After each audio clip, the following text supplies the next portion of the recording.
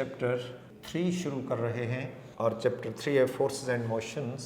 Chapters का नाम है फोर्सेस एंड मोशन और पहले हम डिस्कस कर रहे हैं मल्टीपल चॉइस। क्वेश्चन नंबर 1 पढ़ रहा हूं और साथ साथ एक्सप्लेन भी करूंगा। A ball is thrown vertically upward at 19.6 meters per second. For its complete trip and back down to the straight positions, its average speed is 19.6, 9.8, 6.5, 4.9. इसमें ये इसका अपवर्ड जाना है और इसकी इनिशियल स्पीड जो है 19.6 है और फाइनल 0। वापस आते हुए वी आई डैश 0 और यहाँ जो इसकी स्पीड हो जाएगी v f dash, this is 19.6। Average speed v i plus v f plus v i dash plus v f dash 19.6 plus 0 plus 0 plus 19.6 divided by 4 divided by 4 8 4 9s are 36 and 4 8s are ये average speed जो इसकी बनेगी this is 9.8।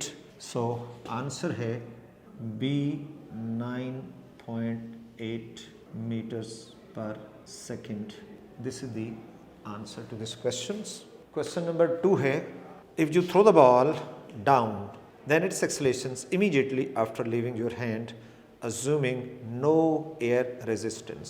जब हम throw कर देते हैं लेकिन डाउन थ्रो करते हैं तो हमने उसको इनिशियल वेलोसिटी तो दे दी और इनिशियल वेलोसिटी देने के बाद now that is free, ball freely जा रही है। अब उसके ऊपर सिर्फ और सिर्फ फोर्स ऑफ ग्रेविटी एक्ट कर रही है तो फोर्स ऑफ ग्रेविटी की वजह से ही सिर्फ एक्सेलरेशन होगा। उसकी वैल्यू क्या बनेगी 9.8। तो जो acceleration of the ball 9.8 meters per second square। So the answer is option A है 9.8 मीटर पर सेकेंड स्क्वायर। ये हमारे पास ऑप्शन है। क्वेश्चन नंबर 3 को देखते हैं। क्वेश्चन नंबर 3 में कहता है the time rate of change of momentum gives force, impulse, accelerations या power. Force acting on a body is equal to the rate of change of momentum of that body. ये है force की definition इस chapters के अंदर। Force acting on a body is equal to the rate of change of momentum. लिहाजा question वाज़ेह है कि time rate of change of momentum किसके बराबर है। आंसर है ऑप्शन ए और ये है फोर्स। क्वेश्चन नंबर है 4 area between the velocity time graph, area under the graph कहलाता होता है numerically equal to. Question number है 4 और वेलोसिटी टाइम ग्राफ है, इधर वेलोसिटी है और इधर टाइम है। जैसा भी ग्राफ हो तो ये तो मैंने कांस्टेंट वेलोसिटी का ग्राफ हो गया। Area under velocity time graph determines the distance travelled. Area under s is equal to v t है, बेसिकली तरफ वी है एक तरफ टी है, ये एरिया आ जाएगा। तो that is the concept, s is equal to v t वाली बात है। ये इक्वेशन इसके ऊपर लग रही है। So area under the velocity time graph determine the distance travelled. तो हमारे पास ये उसने डिस्प्लेसमेंट लिखा, बेसिकली डिस्टेंस है। सो आंसर इज ऑप्शन है बी और इसने उसको डिस्प्लेसमेंट लिखा। This is the answer to this questions. और इसके बाद जो है हम नेक्स्ट क्वेश्चंस पे आते हैं। Question number 5। क्वेश्चन 5 कहता है if the slope of the velocity time graph gradually decreases then the body is said to be in slope of velocity time graph gradually decrease हो रहा है। We know that slope of velocity time graph determines acceleration। If slope is constant then acceleration is uniform। If slope is increasing acceleration is variable and increasing। If slope is decreasing acceleration will be variable and decreasing। अब जो question है if the slope of velocity time graph gradually decreasing then the body is said to be। slope is velocity है, time है और शुरू में slope ज़्यादा है and is go on decrease. ठीक, तो इसमें ये देखें सबसे ज़्यादा स्लोप, कम हो गया और कम और कम। ये है आइडिया स्लोप के डिक्रीज होने का। तो एक्सेलरेशन डिक्रीज हो रहा है, स्लोप डिक्रीज होने का मतलब है एक्सेलरेशन जो है वो डिक्रीज हो रहा है। तो positive accelerations, negative accelerations, uniform velocity, zero accelerations, इसमें हम इसको ऑप्शन डी के अंदर लेंगे।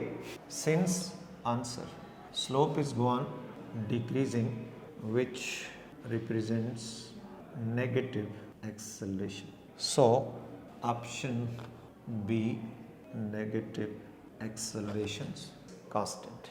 The horizontal component of the velocity of the projectile remain constant because along the horizontal direction there is no force which causes a change in the horizontal component of the velocity. और अब question 11 की बात करते हैं। Question 11 है, a projectile is thrown horizontally from 490 meters high cliff with a velocity of 100 meters per second. The time taken by the projectile to reach the grounds is, ये height कितनी है 490 मीटर है और along the horizontal velocity है 100 metres पर second, लेकिन we I Y कितना होगा 0 होगा। इनिशियल वर्टिकल हाइट भी आ गई, ये भी आ गई, ए किसके बराबर होगा जी के बराबर, दिस इज 9.8 मीटर्स पर second square. T unknown, equation of motion s equal to we I T half A T square, h is equal to we I T plus half G T square, this is 490 0 1/2 9.8 into T square है, ये 4.9 time जाएगा, तो 490 और 4.9 is 100, this is T square, t is equal to 10 seconds is the correct options। और हमारे पास ये d जो है 10 seconds, option D is the correct options for this questions। और इसके बाद a projectile is launched at an angle 45 to the horizontal with its kinetic energy E. Assuming air resistance to be negligible, what will be the kinetic energy of the projectile with it when it reaches the highest point? Highest point के ऊपर इसकी kinetic energy जो है वो हम निकालना चाह रहे हैं। In case of projectile motions V I है और एंगल ऑफ प्रोजेक्शन जो है वो 45 है और यहाँ इसकी काइनेटिक एनर्जी जो है उसको E का सिंबल दिया गया which is equal to half mvi square है और यहाँ टॉप पे जो काइनेटिक एनर्जी ई डैश हो जाएगी, दिस इज हाफ ऑफ के half of m we x का स्क्वायर हो जाएगा ई डैश। चूँकि यहाँ वेलोसिटी सिर्फ और सिर्फ जो है वो हॉरिजॉन्टल होती है, वर्टिकल वेलोसिटी 0 हो जाती है, so E dash is equal to half M we x का square, this is equal to half M V I cos theta, इसका स्क्वायर है, this is half M V I square का square theta है, ये ई है और आगे का स्क्वायर थीटा है, तो दिस इज कॉस 45 इसका स्क्वायर है एंड दिस इज 0.707 का स्क्वायर है, this is 0.5 E, so E dash is equal to 0.5 E. This is the correct options for this questions और ये ऑप्शन ए के ऊपर पड़ा है 0.5, this is option A is correct options.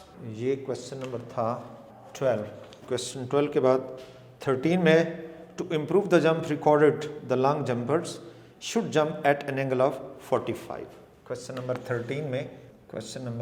13 में option B 45 degree is the correct options. क्योंकि हमें पता है कि range will be maximum if the angle of projection is 45। Range will be maximum जो हम कर चुके हैं कि 45 का एंगल होगा, चूँकि रेंज का फॉर्मूला VI² sin 2 थीटा। अगर थीटा है 45, 2 थीटा 90 sin 91 होता है। ये साइन के फंक्शंस की मैक्सिमम वैल्यू होती है, इसलिए रेंज भी मैक्सिमम होती है। और लास्ट क्वेश्चन में range of the projectile on the horizontal plane is same for the following pairs of the 15 और 18, 43, 47, 20 और 80 और 52 और 62। Question 14, option B 43, 47, this is the correct options. So we have completed the multiple choice.